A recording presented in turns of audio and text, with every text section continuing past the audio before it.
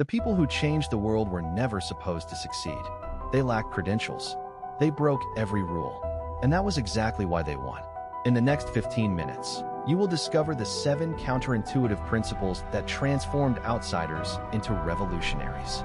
Here is a question that will haunt you. Why did Kodak, with all its resources and expertise, miss digital photography when it literally invented it? Why did Nokia, the undisputed king of mobile phones, fail to see the smartphone revolution coming? And why did a college dropout with no industry experience build what they could not? The answer is not about intelligence or resources. It is about something far more dangerous. The very expertise that makes you successful creates invisible walls around your thinking.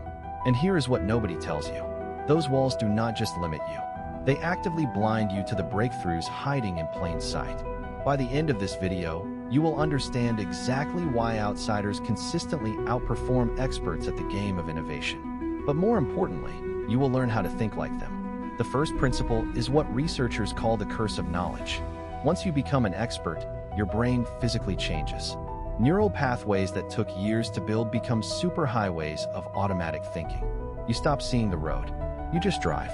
This is why a chess grandmaster cannot remember what it felt like to be confused by a simple fork. This is why doctors sometimes miss obvious symptoms because they are searching for complex diseases. If this is already shifting how you see expertise, drop a like, so I know to keep going. Consider Charles Darwin. He was not a trained biologist. He was a theology student who liked collecting beetles. When he sailed on the Beagle, he carried fresh eyes that professionals had long ago traded for certainty. He noticed what the experts had normalized: the finches, the tortoises, the tiny variations that told a story of transformation. His outsider status was not his weakness. It was his superpower. But here is where it gets fascinating. The second principle reveals something counterintuitive about failure. Outsiders fail differently than experts. When an expert fails, they adjust within their existing framework. When an outsider fails, they have no framework, so they invent entirely new ones. Think about the Wright Brothers. Every aviation expert of their time was trying to build stability into flying machines. More control surfaces, more weight, more complexity. Orville and Wilbur were bicycle mechanics from Ohio. They had never read the academic papers. They had no idea what the experts believed was necessary. So they did the opposite. They built instability into their designs.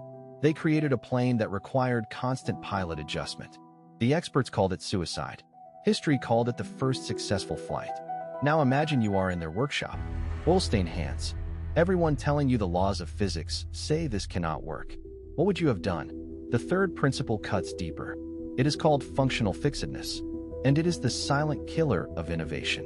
When you see a hammer, you think of hitting nails. That is functional fixedness. Your brain has categorized the object and closed the file. But an outsider sees the hammer differently. A paperweight, a lever, a pendulum, a murder weapon in a mystery novel. They see possibility because they have not learned what something is supposed to be. Consider how surgeons once thought about stomach ulcers. For decades, the medical establishment knew that ulcers came from stress and diet. End of story. Case closed. Then 2 Australian outsiders, Barry Marshall and Robin Warren, suggested bacteria might be the cause. The establishment laughed. Bacteria cannot survive in stomach acid. Everyone knows that. So Barry Marshall did something radical. He drank a beaker full of the bacteria. He developed ulcers. He proved the experts wrong. He won the Nobel Prize. But here is what nobody tells you about these outsider breakthroughs. And this is the insight that changes everything. Every single one of them shared a hidden trait that made their success possible. It is called intellectual humility. Not the fake humility of pretending you do not know things. Real intellectual humility. The genuine understanding that your current knowledge might be wrong. If you want to see how this principle connects to the remaining 4 ideas, make sure you are subscribed. Because here is the paradox. Experts often have the lowest intellectual humility. They have spent years building their knowledge. Their identity is wrapped up in being right. Admitting uncertainty feels like admitting failure. But outsiders have nothing to protect. They can ask the stupid questions. They can challenge the obvious answers. They can say what everyone is thinking, but nobody will voice. This is why the most dangerous phrase in innovation is not "I do not know." It is "we have always done it this way." The 5th principle might be the most surprising. It is called productive naivety. and it explains why knowing less can sometimes mean seeing more. When you enter a field without training, you ask questions that experts have long stopped asking. Why does it have to work this way? What if we started over? What would someone with no experience try? This is exactly what happened in the early days of personal computing. The established computer companies, IBM, DEC, and UNIVAC, knew that computers needed specialized operators. They knew that regular people could not handle complex machines. They knew this was a business product, not a consumer product. They knew so much that they could not see anything else. Meanwhile, two young outsiders named Steve were building something in a garage that would prove every piece of that knowledge wrong. Drop your prediction in the comments. Did the experts ever recover from what came next? The sixth principle reveals the architecture of revolutionary thinking. It is called combinatorial creativity. While experts dig deeper into their single domain, outsiders move horizontally across many domains.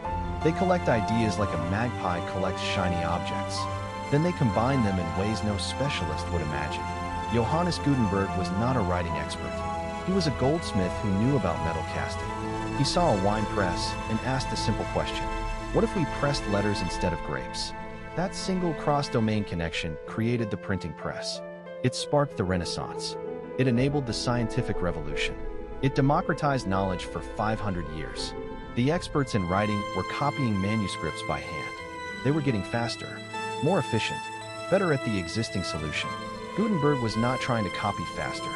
He was asking if copying was even the right question. This is the difference between incremental improvement and revolutionary breakthrough. Now we arrive at the seventh and final principle, the one that ties everything together. It is called strategic marginality, and it represents the ultimate paradox of innovation. The most powerful position for breakthrough thinking is at the edge of a field, not the center. Close enough to understand the problems, far enough to question the assumptions. This is where the magic happens. Consider Elon Musk entering the automotive industry. He knew nothing about making cars. The experts at General Motors, Ford, and Toyota had spent a century perfecting the internal combustion engine. They had supply chains. They had dealer networks. They had expertise. Musk had questions. Why do we need dealers? Why do we accept this range? Why are electric cars ugly? His strategic marginality allowed him to see the industry the way customers saw it, not the way industry insiders had learned to see it. The experts saw constraints. The outsiders saw opportunities. So what does this mean for you? How do you cultivate the outsider mindset without abandoning your hard-earned expertise? The answer lies in deliberate practice of what I call cognitive cross-training. First, regularly expose yourself to fields completely unrelated to your own. Read journals outside your discipline. Attend conferences where you are the amateur. Let yourself be confused.